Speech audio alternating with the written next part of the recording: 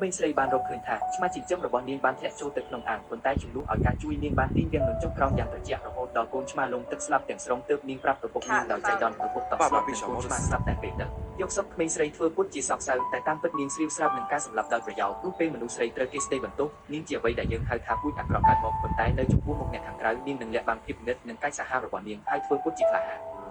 នឹងចិត្តល្អសត្វឃ្មុំមួយក្បាលបានហោះចូលក្នុងថ្នាក់រៀនហើយសិស្សភ័យខ្លាចក៏រត់ចេញប៉ុន្តែអ៊ីមិនស្ងប់ស្ងាត់ណាស់នាងបានយកពេងមកគ្រប់វាជាមួយសត្វឃ្មុំរួចយកក្រដាសមួយមកដាក់នៅខាងក្រោមចំពេលមានការភ្ញាក់ផ្អើលពីហ្វូងមនុស្សនាងបានទៅមាត់បង្អួចហើយលែងសត្វឃ្មុំចេញសូមអរគុណដោយពឹងលើបុគ្គលិកលក្ខណៈនេះគាត់ទទួលបានការសរសើរច្រើនពីគ្រូថ្នាក់និងគ្រូក្នុងសាលាប៉ុន្តែបាននរណាម្នាក់ហ៊ានលួចមើលស្រាលខ្លួននោះផ្នែកងឹតនៃចិត្តនិងភ្ញាក់ឡើងគេហ៊ីទើបតែបង្ហាញនាឡិកាថ្មីរបស់នាងហើយអ៊ីមែលបានទាញយកអត្ថប្រយោជន៍ពីគម្លាតរវាងពួកគេដែលកំពុងរត់ហើយបានបុកនាងដោយចេតនាធីរីតាអ្នកសុខសប្បាយទេយកបន្ទាប់មកនាងបានធ្វើពុតជាជួយគេជាដើមប៉ុន្តែឆ្លៀតឱកាសនេះដើម្បីលួចនាឡិការបស់នាងដោយគ្មានអ្នកណាចាប់អារម្មណ៍ពីនេះយើងអាចមើលឃើញថាអ៊ីមែលមិនត្រឹមតែអាក្រក់ប៉ុណ្ណោះទេថែមទាំងចំណែកខ្លាំងផងដែរដោយនាងសប្បាយចិត្តជាសម្ងាត់នាងបានរកឃើញថាគ្រូអាលីសកំពុងសម្លឹងមើលនាងវាអាចថាការខ្លាញ់បន្លំរបស់នាងមិនល្អគ្រប់គ្រាន់ហើយនាងបានឃើញវាទេ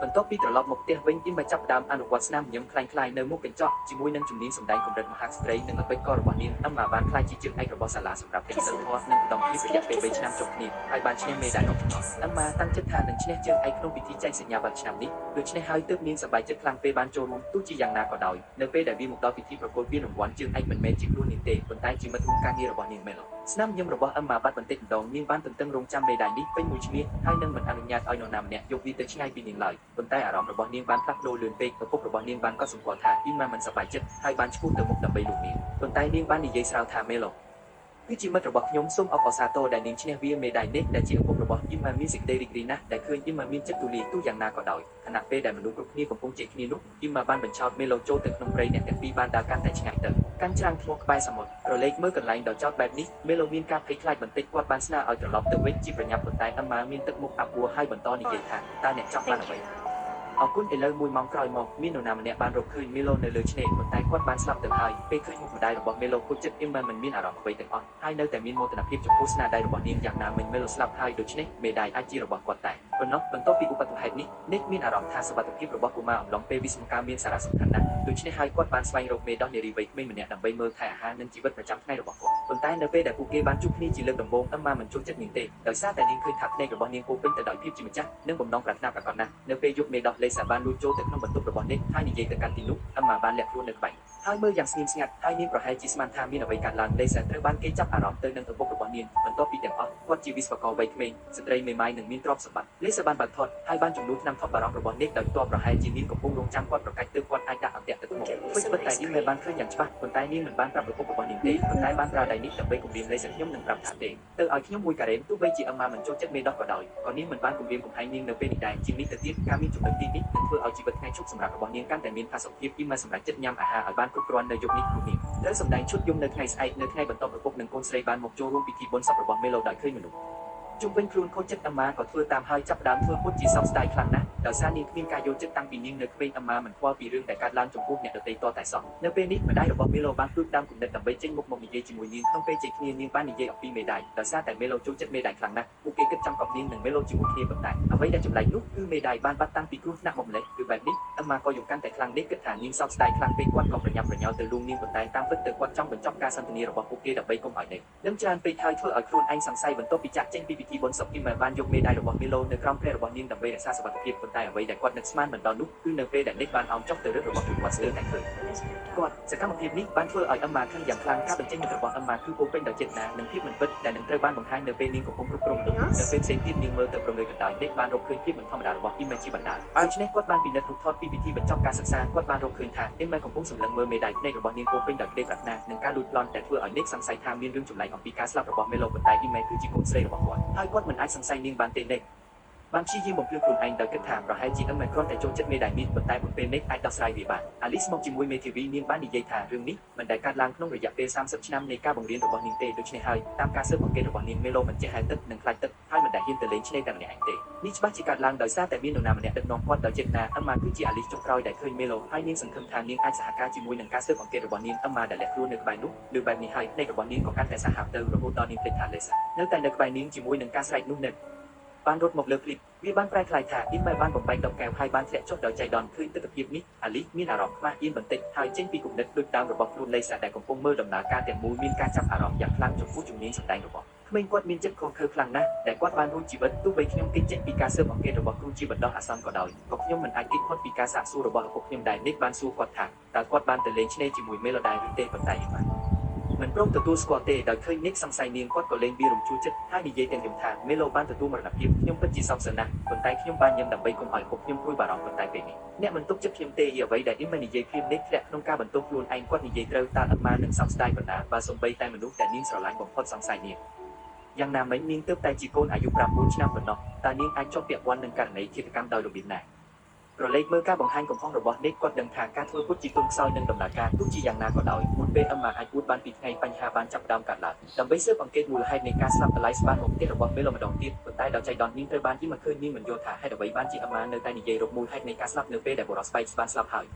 ប៉ុន្តែប្រសិនបើអ្នកបន្តបែបនេះអ្នកច្បាស់ជាត្រូវបានគេរកឃើញបន្ទាប់ពីគិតច្រើនអឹមម៉ាក៏សម្រេចចិត្តដកវាចេញគាត់គឺជាមនុស្សរំខានដូច្នេះខណៈពេលដែលឪពុករបស់គាត់មិននៅគាត់បានដាក់សម្បុកស្នែងពីលើស្ទូឌីយ៉ូនៅលើឡានរបស់ Alex បន្ទាប់ពីគាត់បានចេញពីផ្ទះរបស់មេឡូគាត់បានអង្គុយនៅលើវាដោយផ្ទាល់ហើយមិនបានកត់សម្គាល់អ្វីខុសពីធម្មតាប៉ុន្តែដល់ពាក់កណ្ដាលផ្លូវស្រាប់តែមានស្នែងជាច្រើនរត់ចេញមកក្រៅដោយការភ័យស្លន់ស្លោជាខ្លាំងបានហៀកចេញពីបត់ដើម្បីជាជ្រុលចង្កូតទៅបុករថយន្តស្លាប់នៅលើដងផ្លូវអឹមម៉ាបានជួបប្រទះនឹងការសម្លាប់ដោយប្រយោលម្ដងទៀតយ៉ាងណាមិញគ្រាន់តែពេលនាងត្រេកអរភ្លាមលេសាក៏បានធ្វើអន្តរាគមន៍នាងសង្ស័យថាអឹមម៉ាពាក់ព័ន្ធនឹងការស្លាប់របស់មេឡូទើបនាងទៅបន្ទប់របស់នាងដើម្បីរកមើលផ្សារនៅពេលដែលអ៊ីម៉ាមិននៅផ្ទះហើយចុងក្រោយបានឃើញមេដាយរបស់មេឡូលេសានៅក្រោមព្រៃសរបានសរសេរវានៅលើចង្កៀងទៅរបស់និកដើម្បីធានាថាពីគីមខាងទៀតនឹងឃើញគាត់មកប៉ុន្តែជាអកុសលនិករវល់ជាមួយការងាររបស់គាត់ភ្លាមពេលដែលគាត់ចូលបន្ទប់ហើយមិនឃើញវាប៉ុន្តែត្រូវបានអ៊ីម៉ារកឃើញជាមុននាងអោនទៅក្បែរគ្រែហើយដាក់មេដាយទៅឆ្ងាយប៉ុន្តែពេលដែលគាត់រៀបនឹងចេញទៅនិកបានឃើញអ៊ីម៉ាដាលេក្រោមការសួរដេញដោលដ៏ធ្ងន់ធ្ងររបស់គាត់អឹមម៉ាត្រូវដកមេដាយចេញបន្ទាប់ពីបានឃើញបន្ទប់នោះជាសរសៃវ៉ៃនិកមើលទៅឆ្ងល់ហើយសួរអឹមម៉ាថាវាមកពីណាខ្ញុំមិនដឹងថាតើអ្នករកវានៅណាអ៊ីម៉ាស្អប់លេសាដែលបានបន្ថែមប្រេងដល់ភ្លើងនាងសម្លឹងមើលអ្នកដទៃដោយក្រៀមក្រំដោយប្រាថ្នាថានាងអាចកាត់លេសាជាបំណែកបានប៉ុន្តែពេលប្រជុំមុខនឹងនិកនាងបានដកពាក្យសម្ដីអាក្រក់នោះចេញដោយឃើញថានាងមិនអាចលាក់បាំងបានទៀតទេអ៊ីម៉ាត្រូវតែបញ្យល់ថាមែនឡូនឹងខ្ញុំលេងហ្គេមហើយខ្ញុំឈ្នះដូច្នេះគាត់បានតរង្វាន់ដល់ខ្ញុំដោយឲ្យខ្ញុំកាន់មេដាយនេះប៉ុន្តែនៅពេលដែលខ្ញុំចង់ប្រគល់វាឲ្យគាត់វិញខ្ញុំរកមិនឃើញទៀតទេមូលហេតុដែលខ្ញុំមិនយកវាចេញគឺមកពីខ្ញុំភ្លេចពេលពាក្យរបស់អ៊ីម៉ាគឺស្មោះត្រង់ហើយទោះបីជានិកមានការសង្ស័យខ្លះក៏ដោយក៏នាងជាកូនស្រីរបស់គាត់ដែរតើគាត់អាចធ្វើអ្វីបានគាត់ត្រូវតែប្រឹងប្រែងឲ្យអស់ពីសមត្ថភាពដើម្បីដោះស្រាយកំហុសទាំងនេះនិកបាននាំអ៊ីម៉ាទៅផ្ទះរបស់មេឡូហើយបានដករង្វាន់ដល់គាត់សន្លឹកវាត្រូវបានប្រគល់មកវិញហើយរឿងទាំងមូលត្រូវបានបញ្យល់ដល់ម្ដាយរបស់មេឡូឃើញទឹកមុខស្លេកស្លាក់នឹកស្មានថានាងភ័យស្លន់ស្លោចំពោះឧបទ្ទហេតុរបស់មេឡូទើបមានមិនហ៊ានដកខ្លួនចេញប្រឡេកមើលទៅមេដាយដែលបាត់ហើយរកមិនឃើញនាងមិនបានបន្ទោសអឹមម៉ាទេប៉ុន្តែមានអំណរគុណយ៉ាងខ្លាំងពេលនោះម្ដាយរបស់មេឡូបាននិយាយអំពីគ្រោះថ្នាក់ចរាចរណ៍របស់ Alex Nick បាននិយាយថាគាត់មិនដឹងអ្វីអំពីវាហើយបានសួរថាមានអ្វីកើតឡើងលោកថាសេចក្តីរាយការណ៍របស់ទូរទស្សន៍បានឲ្យដឹងថាមានសម្បុកសត្វស្វាក្នុងរថយន្តហើយគ្រោះថ្នាក់ចរាចរណ៍នេះបានកើតឡើងក្រោយពីត្រូវសត្វពូជចិត្តដោយឃើញម្ដាយរបស់មេឡូនិយាយកាន់តែច្រើនអេម៉ាមិនអាចអង្គុយបានទៀតទេទោះជាយ៉ាងណានៅពេលដែលពួកគេដើរតាមផ្លូវអឹមម៉ាបានផ្លាស់ប្ដូរទឹកចិត្តហើយប្រាប់ទៅពុកនាងឲ្យទៅផ្ទះវិញជាប្រញាប់នាងមើលនំជាមួយលីសាក្រឡេកមើលក្នុងដ៏រីករាយរបស់អឹមម៉ានាងពិតជាមិនដឹងពីរបៀបរៀបរាប់ពីអារម្មណ៍ដ៏ស្មុគស្មាញរបស់នាងឡើយខ្ញុំច្បាស់ជាមិនចង់សង្ស័យកូនស្រីខ្ញុំទេប៉ុន្តែអ្វីដែលនាងធ្វើឲ្យខ្ញុំសង្ស័យនាងបន្ទាប់ពីត្រឡប់មកផ្ទះវិញនិកបានរកឃើញថាសម្បុកសត្វស្វានៅមាត់ទ្វារស្ទូឌីយ៉ូបានបាត់ចែកដល់អ្នកឯងហើយគាត់ត្រូវតែជឿថាអឹមម៉ាពិតជាមិនមែនជាកូនសាមញ្ញទេដូច្នេះហើយនៅថ្ងៃបន្ទាប់និកបានណាត់ជួបជាមួយគ្រូពេទ្យវិកលចរិតដើម្បីមើលថាតើអ៊ីម៉ាមានជំងឺអ្វីដែរបើមិនដូច្នេះទេតើនាងអាចធ្វើរឿងដ៏ក្លាហានបែបនេះបានដោយរបៀបណាប៉ុន្តែគាត់មិនបានដឹងថាជំនាញសម្ដែងរបស់អឹមម៉ាបានឈានដល់ភាពល្អឥតខ្ចោះនោះទេនៅពេលដែលអ្នកចិត្តសាស្ត្ររៀបរាប់ពីការស្លាប់នៃសរសៃឈាមបែកដៃរបស់នាងបានរើយ៉ាងលឿនដោយមិនដឹងថាត្រូវដាក់វានៅណានោះទេទឹកមុខរបស់នាងពោពេញដោយភាពសោកសៅហើយនាងបានបង្វេងបន្តិចនឹងងឿងឆ្ងល់ដែលវាស៊ីគ្នានឹងការយល់ដឹងនិងការចង់ដឹងចង់ឃើញរបស់កុមារក្នុងវ័យនេះអំពីការស្លាប់ពេលនិយាយពីរឿងគួរឲ្យអស់សំណើចអឹមម៉ាបានធ្វើសកម្មភាពបន្ធូរអារម្មណ៍និងនិយាយដោយមើលទៅដូចជាក្មេងស្រីស្លូតត្រង់ទាំងស្រុងជាមួយនឹងជំនាញសម្ដែងដ៏ប៉ិនប្រសប់របស់នាងបានឆក់យកបេះដូងអ្នកចិត្តសាស្ត្រដោយជោគជ័យបេះដូងអ៊ីម៉ាហា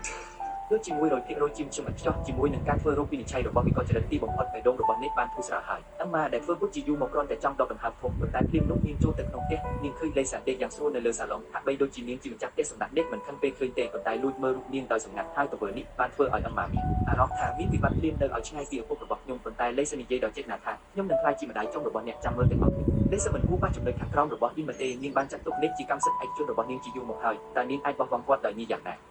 អ៊ីម៉ាសម្លឹងមើលលេសាយ៉ាងសាហាវហើយបានរៀបចំផ្លូវឲ្យនាងស្លាប់ក្នុងចិត្តរបស់នាងរួចហើយបន្ទាប់ពីនិកបានចេញទៅក្រៅនៅយប់នោះអ៊ីម៉ាក៏បានបាត់ខ្លួនលីសាដើររកពេញបន្ទប់តែមិនឃើញមានសញ្ញាអ្វីសោះតាមអង្រួចនាងឃើញស្ទូឌីយ៉ូរបស់និកនៅតែភ្លើងហើយគិតថាអ៊ីម៉ានៅខាងក្នុងទើបនាងដើរចូលទោះជាយ៉ាងនេះក្តីវិនាទីបន្ទាប់ទ្វារដែលពីក្រោយនាងបិទដោយស្វ័យប្រវត្តិលេសាញាប់អើប៉ុន្តែនាងបានប្រតិកម្មភ្លាមពេលនេះទ្វារខាងក្រោយបានរលត់ហើយអណ្ដាតភ្លើងបានឆាប់ឈឺឡើងដល់ភ្លើងយ៉ាងសន្សឹមទើបគាត់ដឹងថាសាក់បានចាក់នៅទីនេះហើយអ៊ីម៉ាកំពុងឈប់បែបបង្អួចសម្លឹងមើលលីសាដោយមើលងាយជាមួយនឹងនិកនេះនាងនៅតែចង់ធ្វើជាម្ដាយចុងរបស់ខ្ញុំ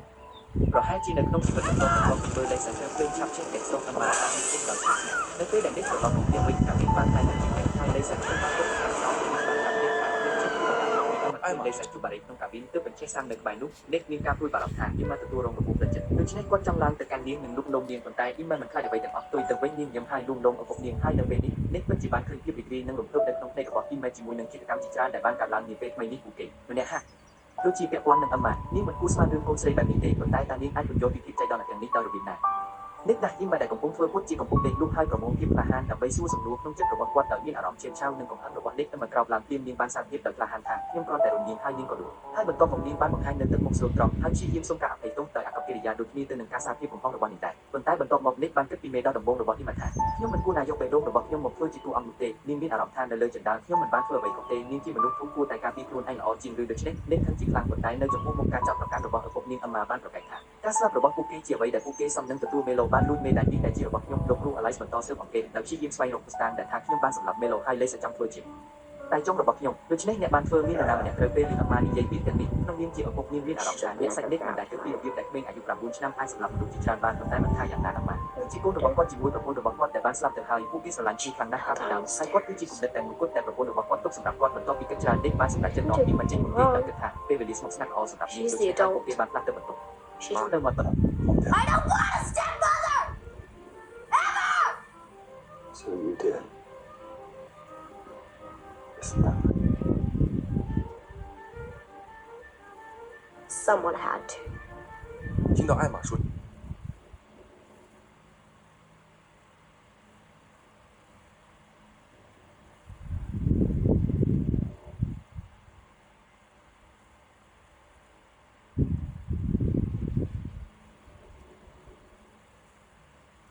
ទោះបីជាយ៉ាងណាក៏ដោយនៅពេលនេះលោកនិកបានទទួលទូរស័ព្ទពីប៉ូលីសដែលបាននិយាយថារឿងនៅក្នុងកាប៊ីននេះត្រូវបានរៀបចំដោយចេតនាហើយពួកគេកំពុងធ្វើការស៊ើបអង្កេតនៅកន្លែងកើតហេតុគេបានរកឃើញថាអ្វីគ្រប់យ៉ាងត្រូវបានគេរៀបចំដោយអ្នកណាម្នាក់បន្ទាប់ពីបានឬដូច្នេះនិកក៏នៅស្ងៀមតែក្មេងអាយុ9ឆ្នាំអាចមានចិត្តល្អិតល្អន់បែបនេះបា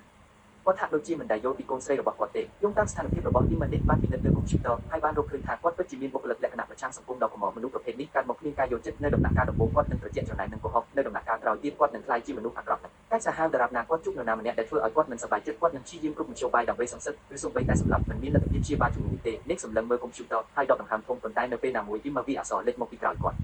់នេះភ័យខ្លាចជាខ្លាំងតែគាត់បិទកុំព្យូទ័រយ៉ាងលឿនអម្មាបាននិយាយថានាងមិនបានធ្វើអ្វីខុសហើយនឹងមិនធ្វើឲ្យអ្នកដទៃជឿចាប់ដោយគ្មានហេតុផលនាងសម្លឹងមើលនិកដោយស្មោះចង់ឲ្យគាត់ជឿនាងប៉ុន្តែនិកនៅស្ងៀមនៅពេលនេះដោយឃើញឪពុករបស់នាងដែលមិនទុកចិត្តនាងអម្មាបានបង្កើតចេតនាសម្លាប់នៅពេលយប់ខណៈពេលដែលនិកកំពុងដេកគាត់បានបិទទ្វារនិងបង្អួចទាំងអស់ហើយបើកកាសនៅក្នុងផ្ទះបាយសំណាងល្អនិកបានភូមិក្លិនហើយញាក់ទាន់ពេលគាត់បានបើកទ្វារនិងបង្អួចសម្រាប់ខ្យល់នៅពេលដំបូងហើយបន្ទាប់មកបានរត់ចុះក្រោមយ៉ាងលឿនដើម្បីបិទឧបករណ៍ទាំងអស់ទោះជាយ៉ាងណាក៏ដោយពេលគាត់ងាកមកឃើញអម្មាឈរនៅមាត់បឹងអ្នកទាំងពីរមើលមុខគ្នាហើយទឹកមុខត្រជាក់ខ្លាំងគាត់មិននឹកស្មានថាអម្មាខូចខ្លាំងពេកតែនាងមិនព្រមឪពុកខ្លួនឯងទៅដេករត់មកទាំងខឹងហើយសួរគាត់ថាខ្ញុំជាមនុស្សតែម្នាក់គត់ដែលឯងគ្មានរឿងអ្វីកើតឡើងចំពោះអ្នកទេមានតែពេលនោះនិកទើបដឹងថាអ៊ីម៉ាអាក្រក់ដល់ស្នូលប្រហែលជាក្នុងលោកនេះមានតែការកេងប្រវ័ញ្ចនិងគ្មានការស្រឡាញ់គ្រួសារនៅយប់នោះនិកបានធ្វើការសម្រេចចិត្តដ៏លំបាកមួយគាត់ព្រមបញ្ចប់ជីវិតកូនស្រីរបស់គាត់ដោយដៃរបស់គាត់ផ្ទាល់ពីព្រោះនៅពេលដែលការស៊ើបអង្កេតរបស់ប៉ូលីសនៅតែបន្តអ៊ីម៉ានឹងត្រូវស្ដីបន្ទោសបញ្យូរមិនឆាប់ជាជីវិតឲ្យនាងជាប់ក្នុងមន្ទីរពេទ្យទៅចិត្តអស់មួយជីវិតគួរតែបញ្ចប់វាតាមវិធីផ្ទាល់ខ្លួនរបស់នាងនៅពេលយប់និកបានយកថ្នាំមួយគេមួយដុំមកពុកហើយដាក់ក្នុងទឹកដោះគោរងចាំគាត់យកវាចូលក្នុងបន្ទប់ពីមិនមានការប្រុងប្រយ័ត្នទេបានយកថ្នាំមួយគេមួយដុំមកពុកហើយដាក់ក្នុងទឹកដោះគោរងចាំគាត់យកវាចូលក្នុងបន្ទប់ពីមិនមានការប្រុងប្រយ័ត្នខ្លាំងដូច្នេះនាងរកលេខដើម្បីបញ្ជូននិកទៅឆ្ងាយដោយសំណាក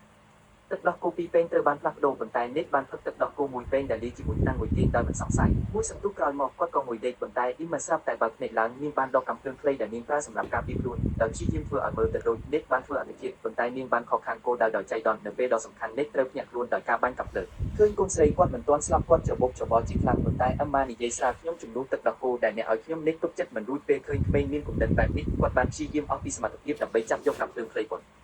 តែឥទ្ធិពលនៃគ្រឿងញៀនមិនទាន់ចប់នៅឡើយហើយគាត់បានរំលាយចុះពីលើគ្រែនៅពេលនេះតាមបានចាប់ដើមពីគាត់បានទូរស័ព្ទទៅប៉ូលីសតាមទូរស័ព្ទហើយរត់ទៅខាងក្រៅដោយស្រែកការបាញ់កាំភ្លើងនៅពេលនេះច្បាស់ជាតាក់ទាញអ្នកចិត្តខាងអ្វីដែលគាត់ត្រូវធ្វើនៅពេលនេះគឺធ្វើឲ្យលោកនិកខឹងហើយធានាថាអ្នកចិត្តខាងនឹងឃើញឪពុកដែលខឹងសម្បាពេលពួកគេមកដល់ទីមកលាក់ខ្លួនក្នុងបន្ទប់ទឹកយ៉ាងស្ងៀមស្ងាត់ហើយទោះជានិកគូទ្វារយ៉ាងណាក៏គាត់មិនដែលនិយាយអ្វីដែរប្រាកដណាស់មួយសន្ទុះក្រោយមកនិកខាងគាត់បានគាត់ទ្វារបន្ទប់ទឹកហើយអ្នកចិត្តខាងឃើញទស្សនវិជ្ជាខឹងសម្បាយ៉ាងខ្លាំងត្រូវទេគាត់ជាមួយនាងខ្ញុំត្រូវធ្វើបែបនេះដោយនិកតាំងចិត្តបាញ់អ្នកចិត្តខាងរបស់គាត់បានទាញរលឹកមុនពេលមើលនិកត្រូវគេសម្លាប់នេះមកបន្តស្រែកការភ័យខ្លាចដែលនាងបង្ហាញលីលំនឹងការឈឺចាប់នៃការបាត់បង់មនុស្សជាទីស្រឡាញ់នឹងធ្វើឲ្យអ្នកណាម្នាក់មានអារម្មណ៍ខូចចិត្តព្រាមនោះប៉ូលីសបានទៅដល់កន្លែងកើតហេតុហើយជាមួយនឹងអត្តសញ្ញាណរបស់អ្នកចិត្តខាងអេម៉ាបានខ្លាចជាជនរងគ្រោះដ៏កំសត់ម្នាក់ទៀតប៉ូលីសបានដឹងថានិកក៏មានការថប់បារម្ភយ៉ាងខ្លាំងហើយបានលេបថ្នាំដើម្បីសម្រាលដោយសារតែលេសផ្លាស់ប្ដូរថ្នាំភាពបារម្ភរបស់នាងបានធូរស្រាលឡើងវិញនាងត្រូវតែមានជំនួយដោយចិត្តទើបមានអាកប្បកិរិយាបែបនេះជាមួយនឹងលេសស្របច្បាប់នេះអម្មាបានខ្លាចជាអ្នក ទទួលផលចុងក្រោយក្នុងនាមជាប្អូនស្រីរបស់ Nick Angela បានក្លាយជាអាណាព្យាបាលរបស់នាងដោយធម្មជាតិខ្ញុំចង់ដឹងថាអេក្រង់ក្រហមមួយណាដែលខ្ញុំមានខ្ញុំសូមអរគុណបងប្អូនទាំងអស់គ្នាសម្រាប់ការទស្សនាវីដេអូមកពីដើមរហូតដល់ចប់សូមចុច like និង subscribe ឲ្យ admin ផងដើម្បីបានវីដេអូថ្មីទៀត Angela, let me go home. Have ice cream. You can have whatever you want.